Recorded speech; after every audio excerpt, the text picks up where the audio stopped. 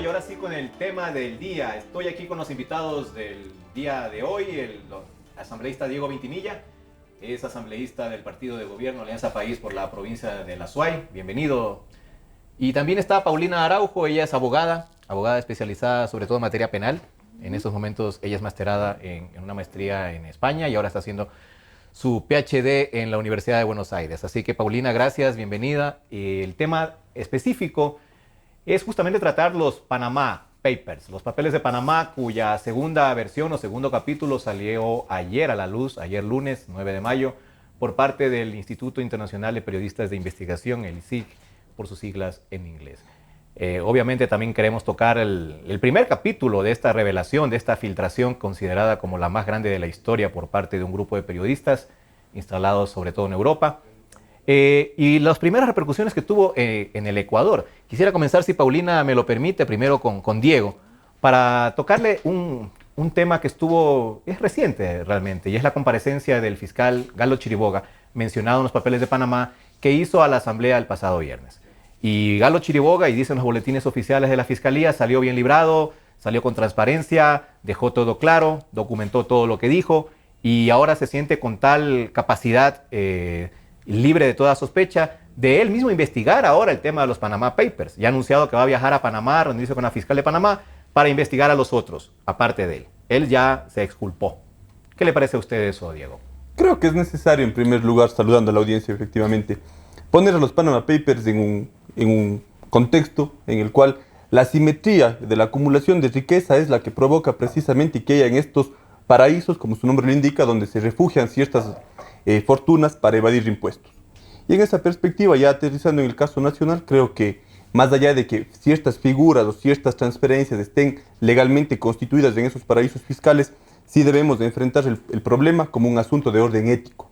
La evasión tributaria no solamente es un atentado a la economía nacional, yo creo que pone a la política y es un detrimento para la misma democracia, porque estamos hablando de que una serie de personas que acumulan riqueza, que acumulan capitales, tienen incluso la estructura legal que les permite evadirlos. Y yo creo que aquí, sobre el caso del fiscal Chiriboga, de todos los implicados en este caso, que cada día van saliendo más, nadie puede cantar victoria hasta que la investigación efectivamente llegue a su fin. El fiscal ha comparecido y creo que así deberán comparecer una serie de otras personas, y que en el tiempo, ya cuando la Asamblea Nacional diga hemos cerrado la investigación, cualquier persona podrá decir efectivamente ya estoy libre. Pero el problema es que la investigación debería ser liderada, al menos en Ecuador, por la Fiscalía General, como ha ocurrido en los otros países donde también se han revelado nombres. Pero en este caso, en el caso nuestro de Ecuador, resulta que el fiscal general está mencionado en los Panama Papers y la Fiscalía tiene que investigar los Panama Papers. De hecho, lo está haciendo. Ya hubo un allanamiento a la oficina en Quito de Mossack Fonseca. Se está llevando a cabo. Pero el fiscal no está dispuesto a hacerse a un lado. Él quiere liderar esa investigación. Él va a viajar a Panamá, reunirse con la fiscal de Panamá, cuando no sería lo procedente. Por lo menos la excusa sería lo mínimo que podía esperarse, Diego. Bueno, creo que hay dos ámbitos de acción en el tema de Panama Papers. Uno, el ámbito político, en el cual la Asamblea tiene que hacer su parte, y el ámbito ya de la justicia formal, en el cual la Fiscalía, los distintos espacios de investigación legal deben realizar la investigación pertinente. Ecuador no es el único caso en el que autoridades vinculadas a lo que es el control están involucradas. Casos como el de David Cameron en Inglaterra, por ejemplo, dan cuenta de que el primer ministro tiene implicaciones directas sobre esto. Sí, pero él no lidera la investigación. Pero él está convocando para el día de mañana precisamente un encuentro europeo anticorrupción. Entonces son contradicciones y paradojas que se van dando en la política y que yo creo que justamente para sanear el proceso sí deben haber decisiones políticas directas, más allá de que estén involucrados o no, que permitan que la investigación pueda cumplir un cauce efectivo, transparente, democrático, y digamos, de ser el caso que el fiscal pueda ser cerrado, yo creo que también es una opción que se debe debatir. ¿Y usted qué piensa? ¿Debe hacerse a un lado el fiscal en este caso particular? La fiscalía no es el fiscal. Y en esa perspectiva, la fiscalía es la que tiene que encargarse. Yo vuelvo a decir, si el fiscal tiene alguna repercusión, mi posición personal sería que él pueda delegar esta investigación precisamente para que otras personas que no están involucradas, digamos, puede haber un involucramiento de mala fe también del fiscal, digamos, que lo hayan involucrado maliciosamente. Pero si eso va a permitir que la investigación sea más efectiva, por supuesto, la Fiscalía es la institución y no depende del fiscal o de la voluntad o de la buena intención, sino de que la institución pueda llevar a cabo la investigación. Un poco sí se generaliza esto cuando vemos que los boletines oficiales de la Fiscalía, que salen a la luz y son públicos, sí lo exculpan.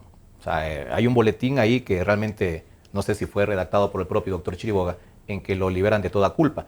Y en este caso, no sé si sea malicioso el hecho de que él mismo ha reconocido que su casa en la que vive aquí en Quito está registrada a nombre de una compañía panameña legalizada, constituida por Mossack Fonseca. O sea, eso es un hecho que él mismo lo ha reconocido. Vamos con la doctora Paulina Araujo. ¿Qué piensa usted? ¿Está actuando bien por el lado ético, sobre todo el fiscal Galo Chiriboga, al no excusarse y al ya lanzarse prácticamente a una investigación internacional con el anunciado viaje que va a hacer a Panamá? Bueno, muchas gracias por la invitación. Un saludo a todas las personas que nos están viendo. Igual, un gusto compartir el día de hoy con el señor asambleísta. Y antes de contestarle su pregunta, porque en lo personal me ha llamado mucho la atención que se quiera decir que se va a liderar una investigación y que para eso se va a viajar a Panamá, lo cual no guarda concordancia, puesto que lo que se estaría investigando y lo que se busca que investiguen las autoridades son delitos económicos, que por su propia naturaleza hay que identificar dónde se cometieron las conductas irregulares y no necesariamente tiene que ser Panamá. No porque se llamen Panama Papers quiere decir que las conductas delictivas se gestaron en esa ciudad. Es más, pienso yo que el Estado ecuatoriano debe iniciar todas estas investigaciones para ver qué conductas han afectado a la economía ecuatoriana.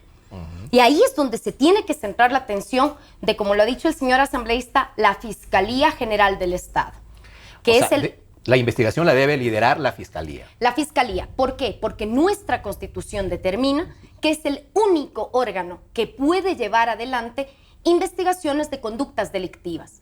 Y más aún cuando la Fiscalía cuenta con una unidad de delitos financieros, que es precisamente por el entramado que conllevan este tipo de actividades que están siempre inmersas de secretismo, de movimientos inusuales de dinero. Y ante todo, y eso es importante tenerlo en cuenta, tenemos que ver y ponderar origen, primero el origen del dinero, luego ver si es que ese dinero, por ejemplo, cuando se lo saca del Ecuador para constituirse una empresa en un denominado paraíso fiscal, si es que ese dinero pagó todos los impuestos que el Ecuador impone cuando las divisas salen. Todo esto usted ve es secuencia de actos. ¿Qué es lo que ha hecho esta recopilación, esta filtración de documentos de los conocidos Panama Papers? Lo que ha hecho no solo es ver quiénes tienen empresas o cuentas en un paraíso fiscal, sino que frente a esas personas ha habido una serie de movimientos que no son concordantes, porque se ve que, por ejemplo, en la empresa del exfutbolista Messi coinciden todos sus funcionarios con una empresa de otras personas en otros países. Incluida la empresa del doctor Chiriboga. Coinciden justo con Messi y el doctor Chiriboga, los mismos funcionarios. Los testaferros, llamémoslo así, porque son gente que obviamente están puestos en un cargo directivo de papel, nada más, porque no han ejecutado ninguna acción representativa de la empresa a la que dicen representar. Más que emplear la palabra del testaferrismo, más bien lo que llama la atención, y ahí deberían centrarse las autoridades ecuatorianas, es en el hecho de que un inmueble que está en Ecuador se lo coloca dentro de una empresa constituida en Panamá, pero que se entiende, a gestar sus funciones en un lugar denominado offshore, que es el paraíso fiscal. Pero si nos vamos a una elemental búsqueda de qué es una empresa es un ente que se constituye con fines lucrativos. Pero el mero hecho de constituir una empresa, y que me parece que en palabras del propio señor fiscal general no está operando, ¿cómo se mantiene una empresa que no opera, que no tiene su finalidad plenamente demostrable para que ahí se albergue un inmueble? Situación que... Y lo dice con una naturalidad tremenda que pareciera que todo el mundo lo hace. Mire, más allá de la naturalidad con la que hable, mientras haya justificativos del por qué se utilizó esa figura, partamos del punto que todo es plenamente justificable y que no vamos a entrar a imputar responsabilidad a nadie, puesto que los Panama Papers lo que hacen es dar información, pero ya depende de cada estado con responsabilidad y seriedad un establecimiento de investigaciones en base a delitos económicos que, sí me permito decirles, no se investigan en un día, en una semana, en 3. Es todo un entramado de actividades que hay que seguirles el rastro, porque el dinero no solo se mueve de un sitio a otro, sino que está migrando por varias cuentas con varios movimientos, porque lo que se busca, y ahí también viene una investigación, es que por parte de la persona, eludir impuestos tal vez en el país de origen, quizás obtener más ganancias y para obtener esas ganancias no reportar al país de donde salieron. Y eso es una situación que esa es la explicación que pienso yo el pueblo ecuatoriano está esperando. Pero ha dado sus explicaciones el doctor Chiriboga. Las ha dado y las ha repetido y básicamente son las mismas. Y ha explicado también el origen de la casa, ha explicado el conflicto legal que tuvo con la anterior propietaria. Eso ya lo ha dicho el doctor Chiriboga. ¿A usted la ha convencido esas explicaciones? Vea, lo que pasa es que más allá del caso concreto del doctor Chiriboga, que creo que es uno de los tantos nombres que pueden estar reflejados. Por ahí empezamos, en realidad. Panama por ahí empezamos. Papers, al parecer hay una confusión, porque se está haciendo un símil entre paraíso fiscal, delito, que no es así. Offshore, actividades offshore, que son actividades fuera del país, implica necesariamente delito, y eso no es así.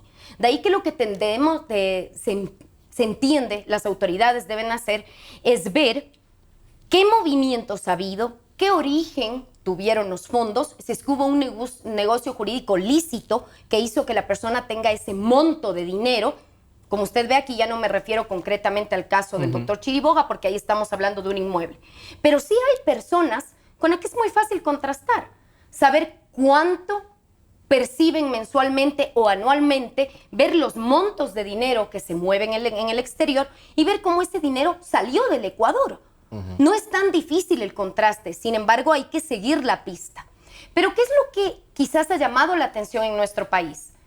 Que frente a otros países, por ejemplo España, que está diciendo aquí se inicia una investigación de delitos económicos, porque lo que se está afectando es el orden económico del país de donde salió el dinero, pues obviamente caminen con seriedad y adicionalmente si hay una indagación previa, una investigación preliminar, se entiende que las autoridades no pueden salir a dar declaraciones respecto a tal resultado o que tal persona está exculpada o no, porque parecería ser bastante prematuro.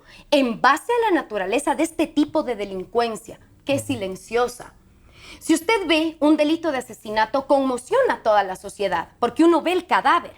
Pero la delincuencia económica, también vinculada a los white collar crimes, usted ni siquiera puede percibir lo que se está lesionando con este tipo de conductas, que es al fin de cuentas la economía de un Estado, que no en vano luego tendrá que optar a tener 1001 mecanismos para que el Estado pueda funcionar. Pero aquí también viene un cuestionamiento. ¿Por qué la gente prefiere sacar su dinero a otro país y no mantenerlo en el Ecuador? Eso yo le propongo topar en el siguiente bloque. Yo creo, lo que quiero concretar ahora en este momento es respecto a si usted cree que Galo Chiriboga es la persona indicada para liderar esta investigación. Lo mismo que le pregunté a Diego. O más bien tendría que hacerse a un costado para que otra persona lidere la investigación en serio, porque él está mencionado. Aquí es tan simple como esto. El doctor Chiriboga es el fiscal general y se entiende que él actúa en causas en donde hay personas embestidas de fuero. Es decir, se está investigando a un presidente, a un ministro de Estado. Aquí, si la unidad de delitos financieros asumieran una investigación partiendo de que se va a analizar a todas las personas de las cuales puede existir indicios, nos garantizaría un parámetro de objetividad y ante todo tecnicidad. Si quiero insistir en que los fiscales que deben llevar adelante esto deben ser especialistas en delincuencia económica, no en cualquier tipo de delincuencia, porque tiene connotaciones específicas.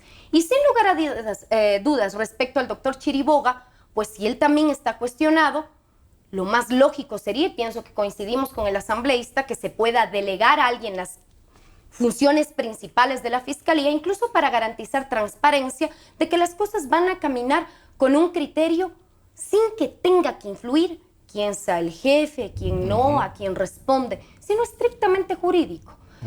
por favor, y eso sí quisiera también hacerlo notar, a veces se habla que las cuestiones tienen salida política, cuando lo político y lo jurídico no deberían contraponerse, deberían ir de la mano. Probablemente. ¿La Asamblea será capaz, Diego, de emitir un pronunciamiento en ese sentido? Hacer un llamado al fiscal para que, estando su nombre involucrado en los Panama Papers, deje la investigación delegada a otra persona? Yo creo que la institucionalidad del Ecuador, en las distintas funciones del Estado, está puesta ahí. Digamos, todos los ecuatorianos sabemos cómo podemos disponer de nuestra institucionalidad.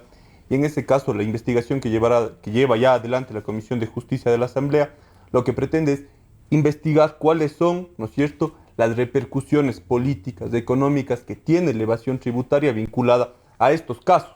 Pero no solamente ha sido esa la intención, sino también ampliar a la existencia de paraísos fiscales.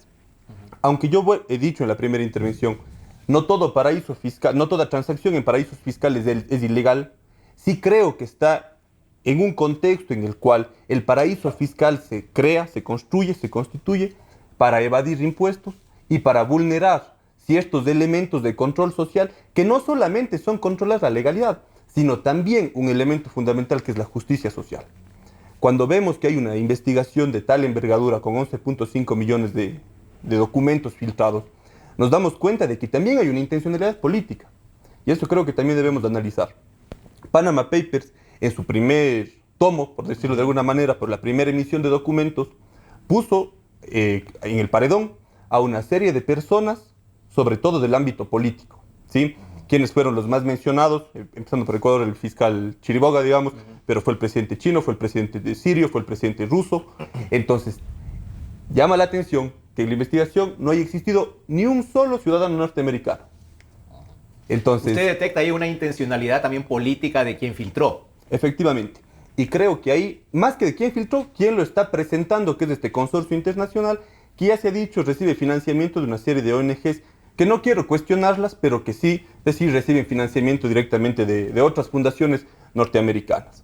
Joe No, que es el nombre de la persona, del nombre pila, digamos, de la persona que filtró los documentos, él interpela muchísimo, no solamente la comisión de delitos, sino también el hecho de que las sociedades offshore, las empresas offshore, los paraísos fiscales, están al servicio de un capitalismo, de un sistema en el cual la estructura es injusta. Y que aún así, digamos, con este sistema de explotación del trabajo, se buscan mecanismos para eliminar el rastro de un dinero. Y ahí viene otro tema, que también creo que es importante analizar. No es solamente la evasión, no es solamente la evasión, el crimen económico, el delito económico que hay que vincular. Porque muchos de los dineros que están en paraísos fiscales también provienen de otros ilícitos. Tráfico de armas, tráfico de drogas, tráfico de personas. Crimen organizado. Entonces, son todas unas mafias, ¿no es cierto? Es un sistema económico en B, digamos que es un mercado negro en el cual está surgiendo, generándose una gran cantidad de dinero que luego no tiene dónde refugiarse. Entonces, la interpelación fundamental que debemos hacer, quienes realmente creemos que los paraísos fiscales no deben existir, es a eso. ¿Y la Asamblea está capacitada, Diego, para realizar una investigación a fondo con todos los miles, cientos de miles de documentos que realmente van a salir y ya están a disposición, para llegar a fondo a esto? ¿O más bien también se pretende hacer lo que tanto se ha cuestionado, show político? Si yo le dijera que la Asamblea no está capacitada para un tema, estaría hablando de que somos un Estado fallido.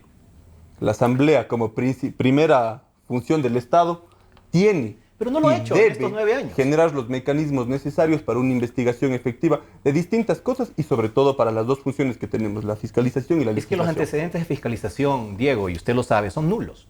Entonces, ¿qué garantiza que se va a llegar realmente a una investigación técnica, jurídica, imparcial en este caso? Ahí volvemos a lo que usted decía en un inicio, show político. Nosotros creemos precisamente que la fiscalización responsable es una herramienta para el control político. Muchas veces se piensa que la Asamblea tiene que llamar a juicio político a una persona únicamente por malversación de fondos o por delitos, digamos, en el ejercicio de sus funciones públicas. Pero la Asamblea y la fiscalización desde el ámbito legislativo también refiere al cumplimiento de la ley. Y son cosas que no se ven. Si yo puedo dar números, más de 3.000 pedidos de información en este año que han sido procesados en más del 80%, y que claro, tal vez ahí es donde se politiza y se mediatiza la cuestión, porque lo que se quiere son cabezas. Entonces, entrar en una especie de fiscalización a los Juegos de Tronos creo que sí es algo que yo al menos no me presto. Sí, pero sí hay casos, por ejemplo, que deben sonar, que están sonando y que debemos de investigar. Hay una comisión de fiscalización que podrá darles respuestas más efectivas que yo. Yo estoy en la comisión de educación, claro, pero sí hemos hecho muchos pedidos. El día de la próxima semana tenemos una fiscalización en la universidad por temas relacionados a denuncias. Da la impresión que ustedes se conforman de que hacen un pedido de información, les remiten la información y cándidamente ustedes aceptan esta información como la verdad de todo lo que se está discutiendo. Y dicen, bueno, no ha sido así, nosotros pensábamos otra cosa, pero ya nos han informado que ha sido de tal manera. Así que acabado el pleito. Pero bueno, ahí hay una presunción, digamos, de inactividad. Lo que uno hace con la información primero es contrastarla, verificarla. Tenemos una serie de conversaciones con otros compañeros, las comisiones especializadas se juntan, revisan. Entonces, el hecho de que mediáticamente no estallen bombas a lo Carlos González no quiere decir que en la Asamblea no hay un tratamiento y un procesamiento adecuado. ¿Que puede mejorar? Por supuesto. En eso siempre diré, podemos mejorar muchísimo lo que es la fiscalización. Pero de ahí a traspolar a que no ha habido o que hay una fiscalización ineficiente, creo que hay una distancia considerable. Vamos a hacer una primera pausa. Sí quiero decir un poco que la investigación política, en este caso de parte de asambleístas, no debería limitarse a receptar versiones, sino ir más allá, porque finalmente la información que se intenta ocultar es la difícil de obtener, no es la que se pide mediante una solicitud y la solicitud se atiende ágilmente y se la envía. Esa información es la fácil, la difícil, la escondida, es la que hay que intentar llegar, Diego, porque finalmente parecería, en efecto, que durante 9 años de gestión de un gobierno no ha pasado casi nada, y en eso no es que se buscan cabezas, sino hechos que finalmente han salido a la luz por otros medios, y de eso vamos a conversar en el siguiente bloque. En un instante regresamos con Marlon Puertas en Focus por Democracia M y Democracia TV. Inicio del espacio publicitario.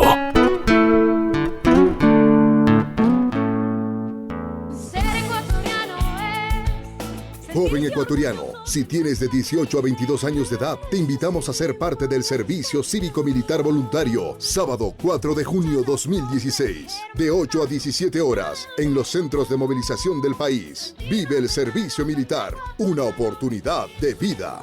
Mayor información en www.dirmov.mil.es, Facebook, Dirección de Movilización, Twitter, @dirmovsocial.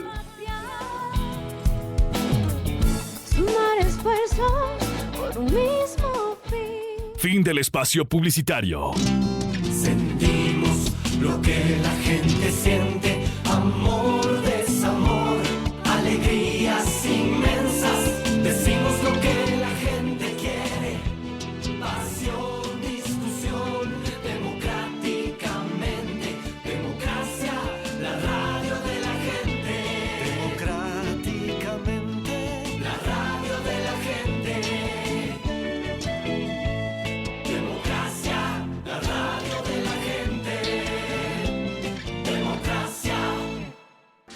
Desde el Distrito Metropolitano de Quito, Cadena Democracia, la radio de la gente. Volvemos con Focus por Democracia M y Democracia TV.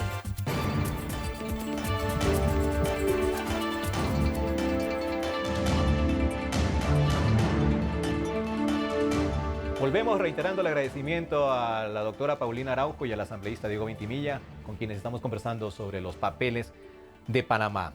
Paulina, estamos hablando de las sociedades offshore y de todo el tema tributario a nivel mundial desde que se inventó este sistema que para muchos les suena a evasión, les suena a trampa, suena casi como que una mala palabra, un paraíso fiscal. Pero a la vez es un sistema mundialmente aceptado porque todos lo miran mal, pero en el fondo todos lo toleran. ¿Por qué, Paulina? A ver, para esto hay que ver qué es un paraíso fiscal. Empecemos por esa definición. El paraíso fiscal no es más que un territorio de un Estado que va a tener un tratamiento doble. El primer tratamiento va a ser hacia sus nacionales. Los nacionales van a tener un tratamiento duro en relación a que tienen que tributar. Sin embargo, el mismo Estado y el mismo territorio, y aquí viene la dualidad, va a hablar con los extranjeros y le va a decir, usted que es extranjero, yo le voy a eximir de impuestos. Invierta aquí, venga acá porque usted va a tener un tratamiento tributario totalmente favorable. Es decir, va a captar a esas personas, que siempre son los extranjeros, no sus nacionales. Primer objetivo, atraer inversiones. Exactamente, captar. ¿Y cómo usted le capta? Diciendo, mire, usted va a estar eximido, en muchas veces los paraísos fiscales hacen una exención total de tributar. Si usted lo ve hasta ahí, que entenderemos que las personas tienen la capacidad de decidir dónde mantiene su dinero. Si en el país donde pueden tener mucha carga impositiva respecto a ese dinero, o llevarlo a otro territorio que le da condiciones más favorables. Primer gran momento. Suena legítimo. Hasta aquí suena legítimo. ¿Qué es lo que ocurre? Que generalmente estos paraísos fiscales, al atraer a estas empresas y a personas con condiciones tributarias más favorables, se han relajado también en determinar de dónde proviene el dinero, porque se manejan grandes sumas de dinero y no son prolijos en determinar su origen. Si su origen es apegado a la ley, salió del país con todos los impuestos que debió pagar, sino que básicamente se conforman en captar la inversión extranjera. No les importa si llegan en maletines o si llegan vía transferencias. De ahí que ahí viene el cuestionamiento de las actividades que se dan dentro del paraíso fiscal. ¿Cómo se llaman estas actividades? Offshore.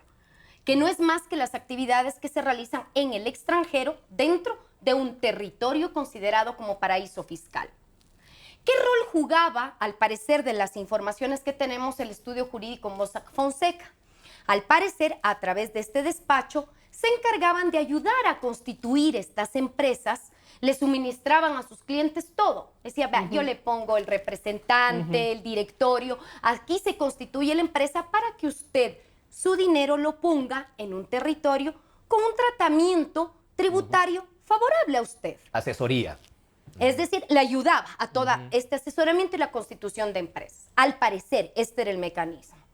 Ahora, ¿qué saltó a la luz? Que, por ejemplo, muchas personas decidieron constituir esta empresa para que esta empresita que estaba en el paraíso fiscal sea la que compre, por ejemplo, una casa, que es lo que ocurrió en el caso del fiscal Chiriboga. Él no compra el inmueble, sino la empresa. Sí. La empresa es la que comparece comprando el inmueble. Y habla casi en tercera persona, no soy yo, es Madrigal. Claro, es que es la empresa, ojo, es un ente totalmente separado de la persona natural. Igualmente se ha visto que artistas de cine, futbolistas utilizaban igualmente la empresa, que no tiene mi nombre, sino que yo le bautizo con otro nombre. También captaba patrimonios, por ejemplo, para escaparse de una sociedad conyugal, no hacer una repartición equitativa del dinero, que en su territorio sí tenía que hacerlo, sí tenía que rendir cuentas. No en vano, y al ver que tanto dinero se maneja en estos paraísos, es que varios países prenden la alerta y dicen, ¿qué está pasando? El dinero que se debería quedar en mi territorio está migrando a estos sitios y esto también lo llena de secretismo. Y ahí es lo que correctamente lo hemos dicho el día de hoy, no solo es la evasión tributaria, sino el origen de los fondos. Y no solo drogas, tráfico de armas, sino también corrupción.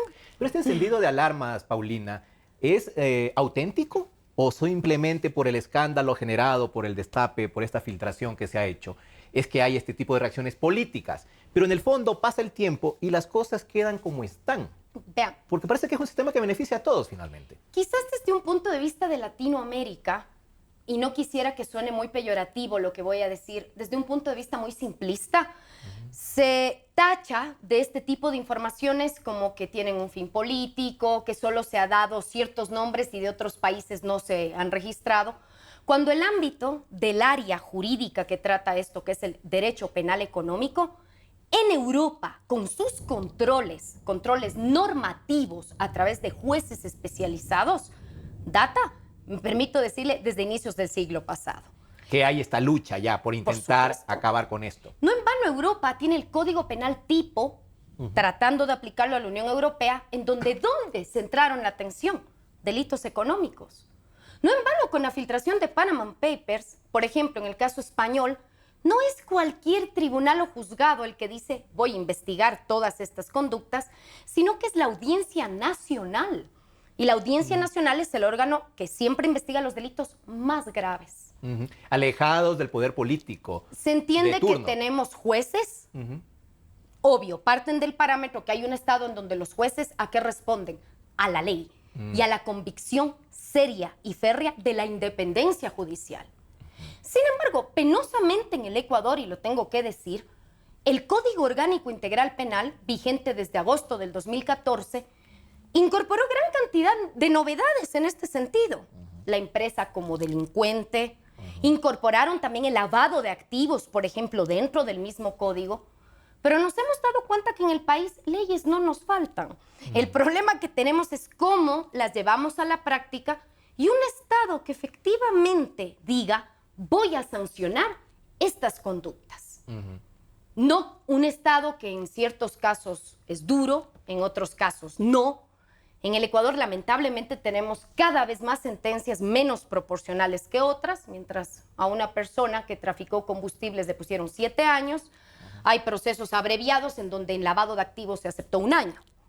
O sea, son situaciones en las que nos vuelve ante una legislación técnicamente deficiente porque tiene muchas fallas nuestro Código Penal y una administración de justicia que quisiera pensar no va a la par de incluso los avances de las nuevas formas delincuenciales. A nivel internacional. Recuerdo, y esto lo dijo la propia Defensoría Pública, Diego, del caso de un ciudadano condenado a 5 años de cárcel por introducir cigarrillos a la cárcel de Tulcán.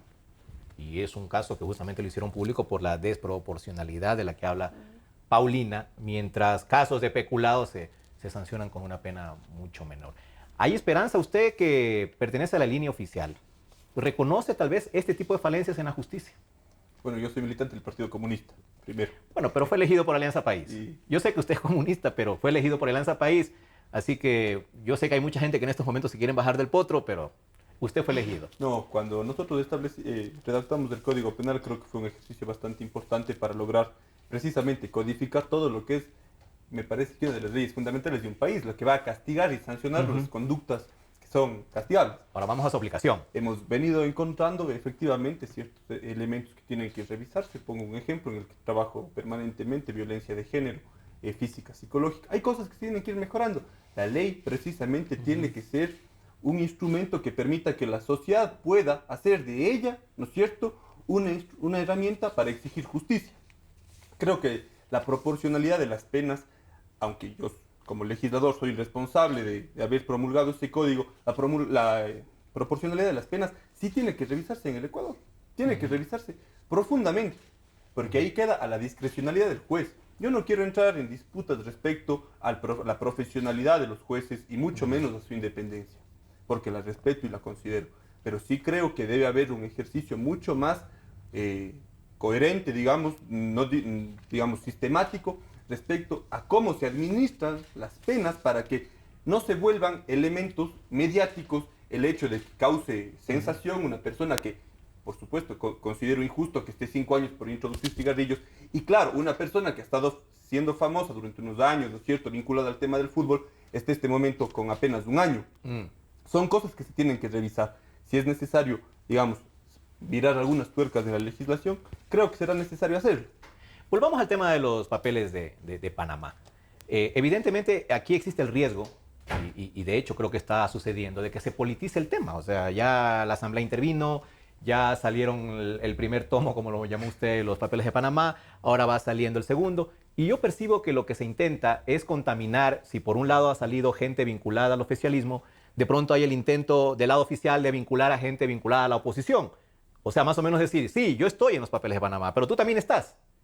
Y el asunto se vuelve un champú en la que finalmente la verdad, creo yo, es la sacrificada, Diego.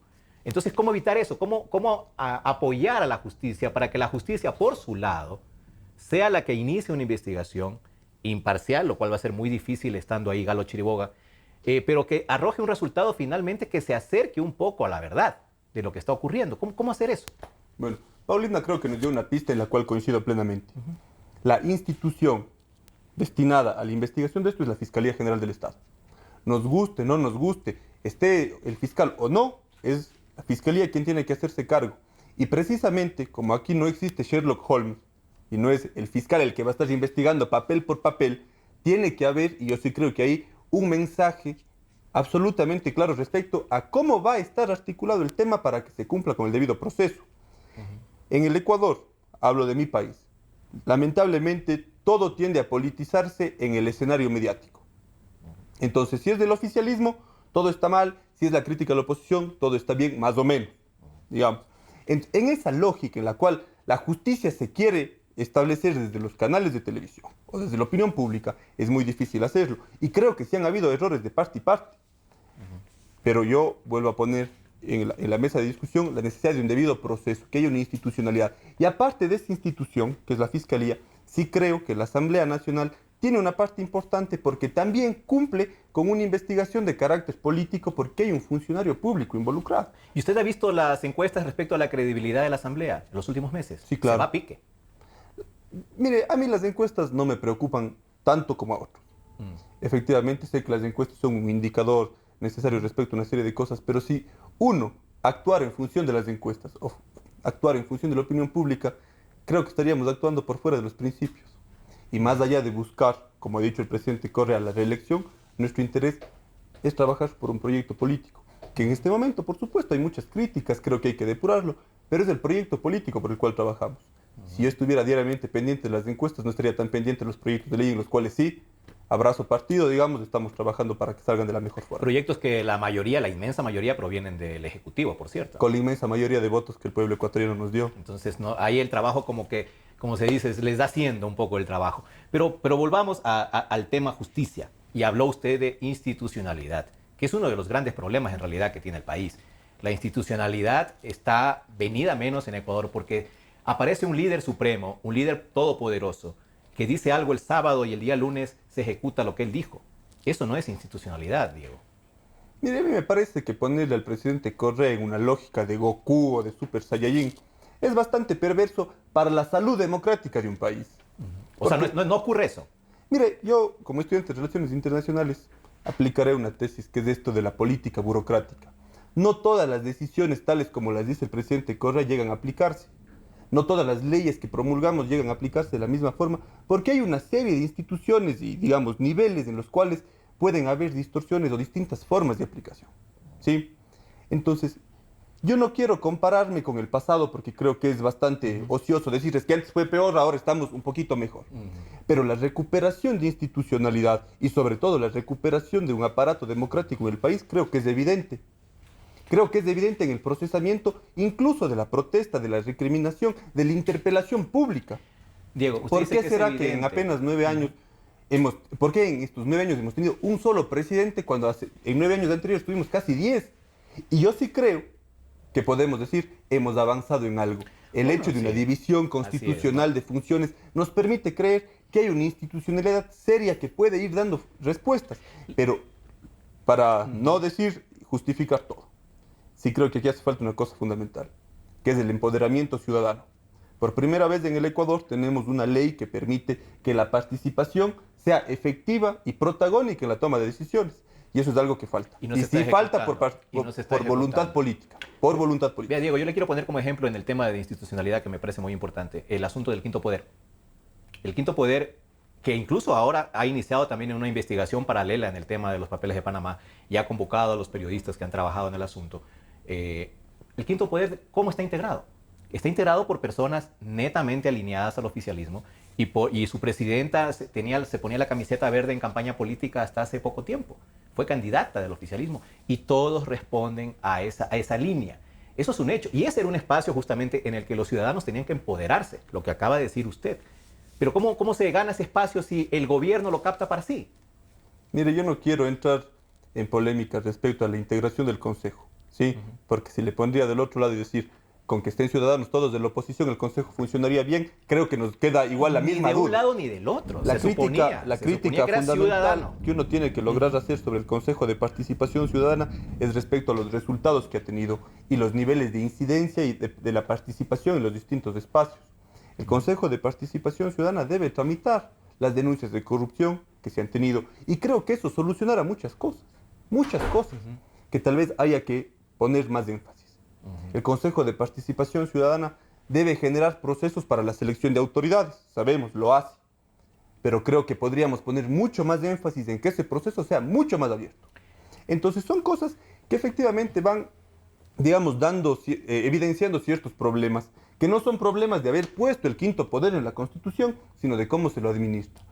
Y en de 9 quiénes, años, y de quiénes van a esos puestos en también. 9 años, me parece, sí, también, Yo le siendo quisiera- muy realista, que es difícil lograr hacer una transformación total, integral, de un aparato que ha venido existiendo ya durante 200 años de vida republicana. Paulina, a usted le quiero consultar el asunto de la institucionalidad. ¿Hay garantías de que las instituciones actuales del Estado ecuatoriano efectivamente van a realizar un trabajo a fondo, una investigación jurídica sobre los papeles de Panamá y que finalmente va a brillar la justicia?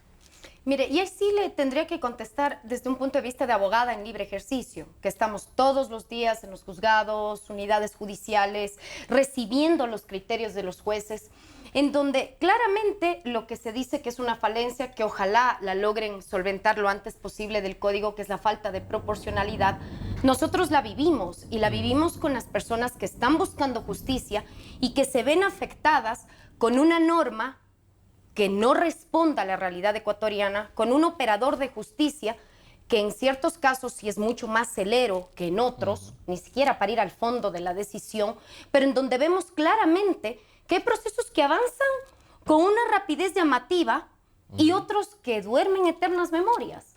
Cuando a cualquier ciudadano, más allá de que le hablen de institucionalidad, la Constitución, la ley, la norma, los votos, la democracia, el ciudadano responde a lo que está viendo con hechos.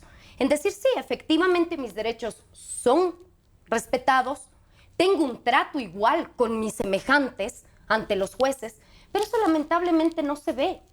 Y no quisiera tampoco llevar el debate ya a un tema netamente político, de ver cómo se ejerce el poder, sino que solo en el ejemplo puntual, que estamos hablando de los Panama Papers y de los paraísos fiscales. La pregunta que en el bloque anterior nos quedó suelta. ¿Por qué la gente saca su dinero del Ecuador? Esa es la gran pregunta. ¿Por qué hay empresarios, o en el caso incluso del fiscal que constituyó su empresa afuera y la empresa le compró la casa en el Ecuador?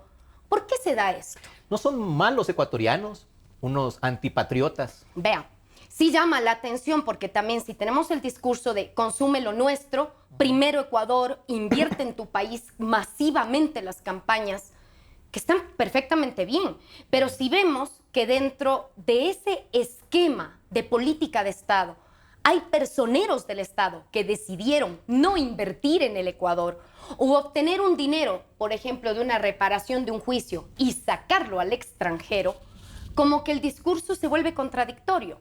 Y ahí viene nuevamente el cuestionamiento, ¿por qué el dinero se va? Y hay una explicación técnica para eso. Los paraísos fiscales seguirán subsistiendo mientras garanticen secretismo, pero también a la par, ¿usted qué tiene? Un Estado tremendamente recaudador. En una sociedad en donde si el Estado recauda, pero a la vez le presta estupendos servicios públicos, créame que hay la cultura del pago de impuestos. Usted puede ver en países nórdicos en donde se tributa casi el 50% del ingreso. Que es lo que siempre saca a relucir el presidente. Ok, pero ¿qué pasa en un país en donde usted tiene, hemos tenido casi, me parece, 17 reformas tributarias, en donde, ¿qué es lo que el pueblo, todos buscamos saber? ¿Cómo está invirtiendo ese dinero público? ¿En qué? Y en ese en qué, por favor, ríndame cuentas de cómo lo hizo, cómo lo contrató, cómo está solventando. Si es que la mayoría de personas nos diéramos cuenta que hay ingreso y ya tiene un reflejo íntegro, transparente y impecable con la inversión que tuvo, créame que la cultura de impuestos se acrecentaría. Entonces, sí, más allá de aquí, en los Panama Papers, gestarse las investigaciones que sean necesarias, también aquí entra una ponderación del Estado, saber hasta dónde llegar con las cargas impositivas y, ante todo, transparentar gestiones. Vea, hay algo que no se ha dicho del doctor Galo Chiriboga y que yo en lo personal lo aplaudo.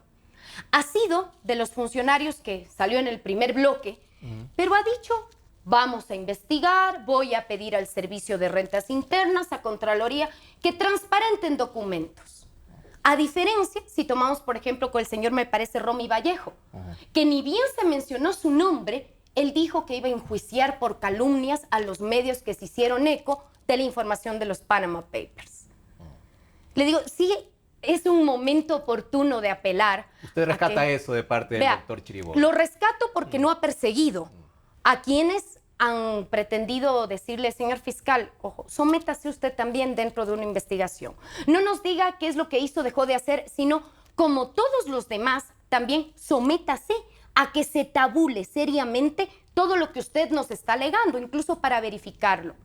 Pero ante todo, funcionarios públicos y demás, si es que hay cuestionamientos acerca de cómo ha habido un manejo de dinero, por favor, sométase a las autoridades y no pretenda hacer valer un honor del funcionario público por sobre los derechos del propio Estado, a saber qué está pasando en el orden económico financiero y cómo se está obteniendo los dineros de parte de ciertas personas y cómo los están invirtiendo.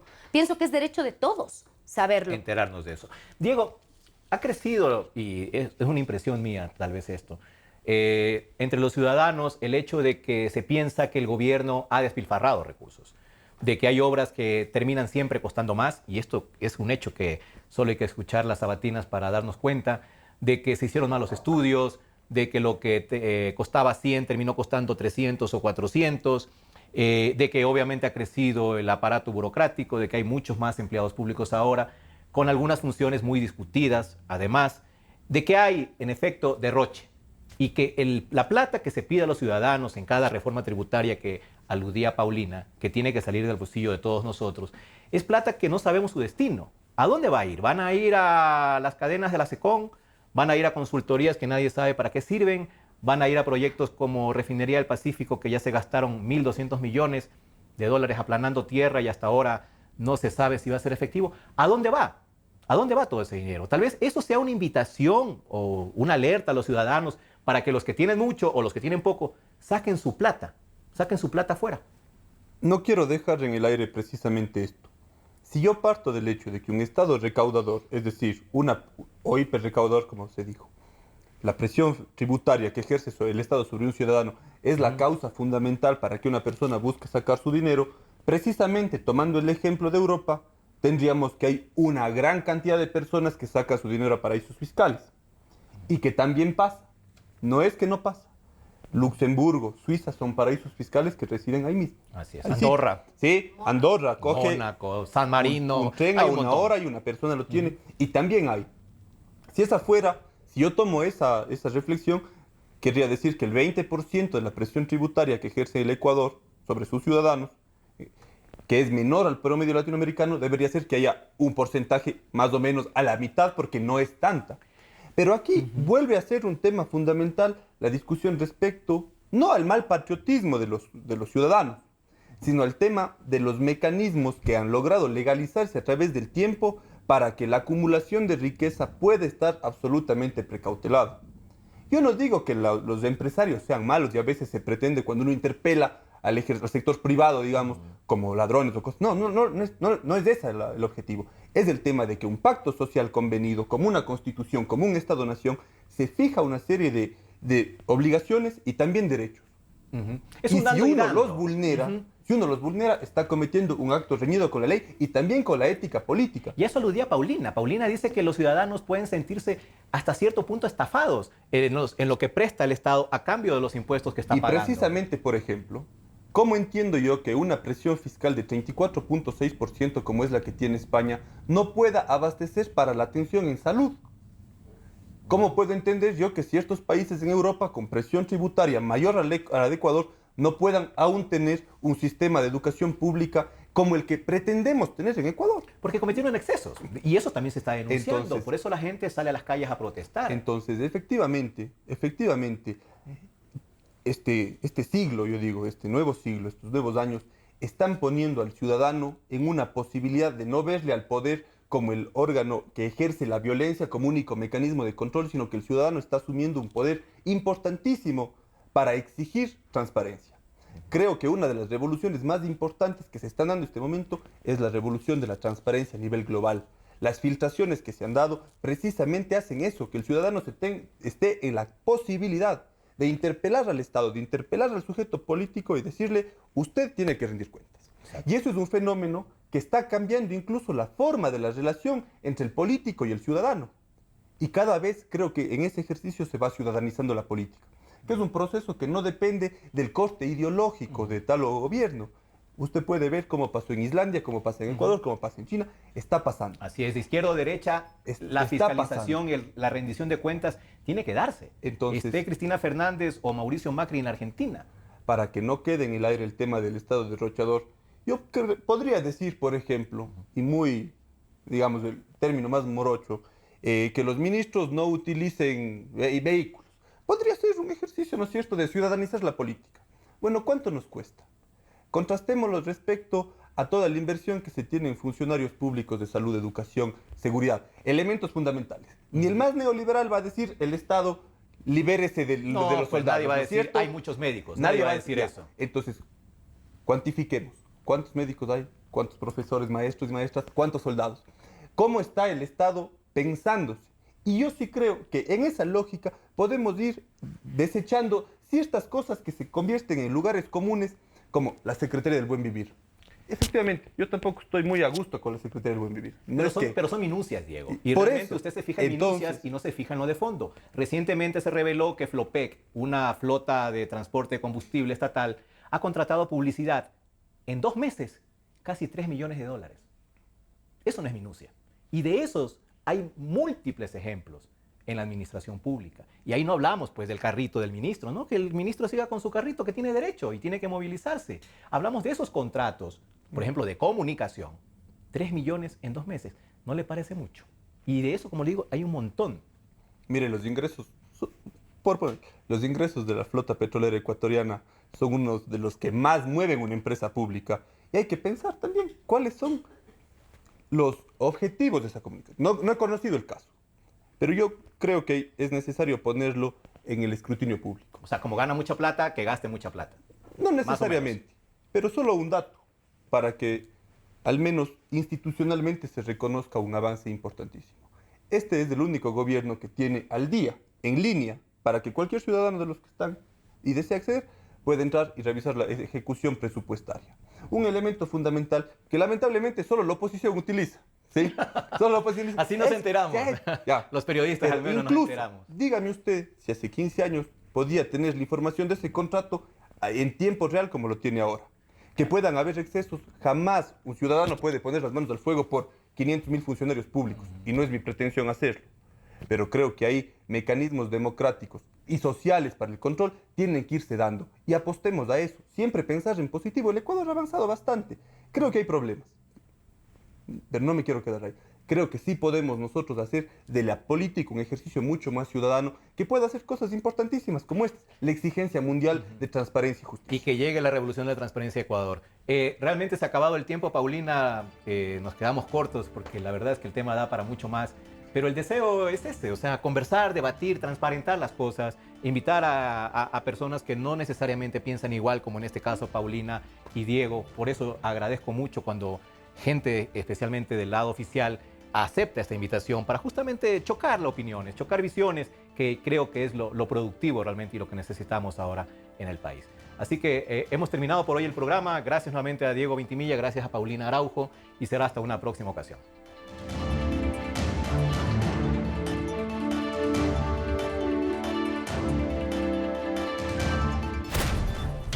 Democracia. Sobre la emergencia de gas y energía que se está viviendo en la costa caribe.